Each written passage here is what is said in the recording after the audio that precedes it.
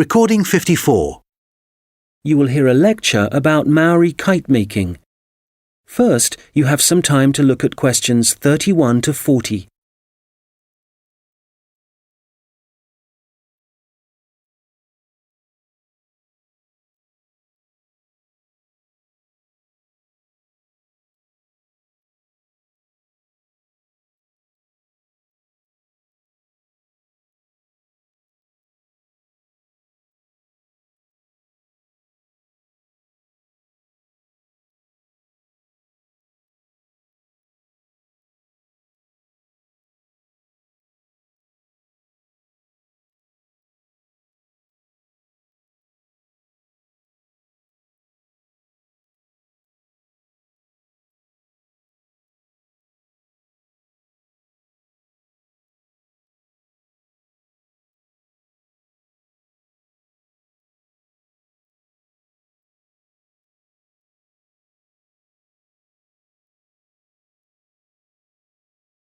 Now listen carefully and answer questions 31 to 40. Well, good morning everyone. As you know, we've been looking at different kinds of art and craft that were practiced by the Maori people of New Zealand, at least before the Europeans began to arrive in the 18th century. So, the focus of this lecture is kite making, how the kites were made, their appearance, and the purposes they served. Well, let's start with the way they were made. As with other Maori artistic traditions, kite making involved certain rituals. So, firstly, only priests were allowed to fly and handle the largest, most sacred kites.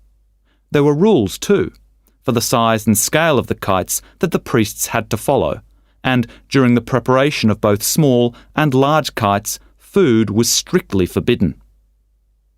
In terms of appearance, kites were frequently designed in the image of a native bird, or a Maori god, and sometimes, perhaps less often, a well-known hero. You can imagine that when Maori first arrived in the new country, in New Zealand, it may have taken some time to find suitable materials for their kites. But, through trial and error no doubt, they found plants and trees that provided bark and even roots that they could use to make the frames and wings of their kites. And after the frame had been constructed, the kite then had to be decorated.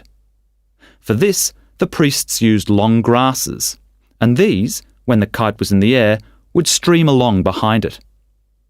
They also used a variety of feathers to add colour to their creations. Well, all this meant it was easy to see a kite in the sky, but you could also hear Maori kites. They could be quite noisy indeed, and this was because some priests liked to hang a long row of shells from the kite.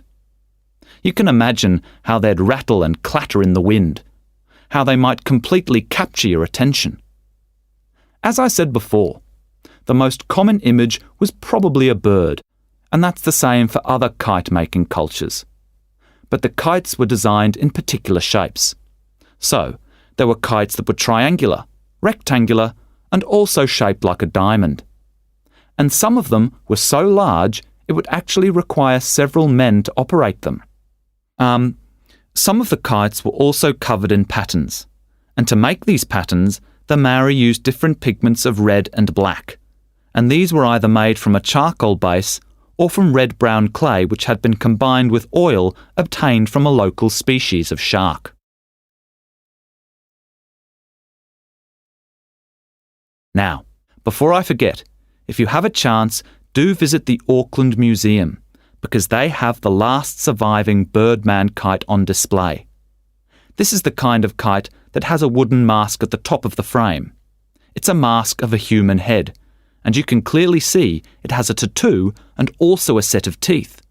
Quite impressive, and a good example of Maori craftsmanship and symbolism. Right, turning to the purpose and function of the kites.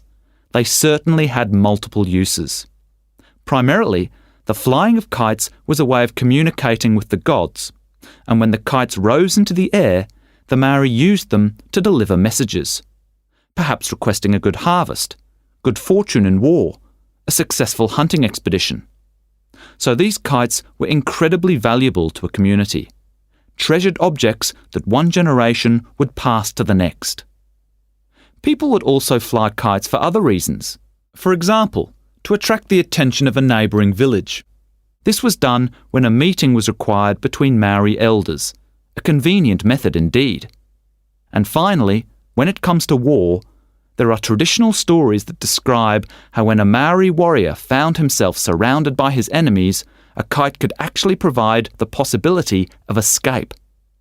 The kites were powerful enough to take a man up into the air, and for this reason, they could also be used to lower him into enemy fortifications so that an attack could begin from the inside.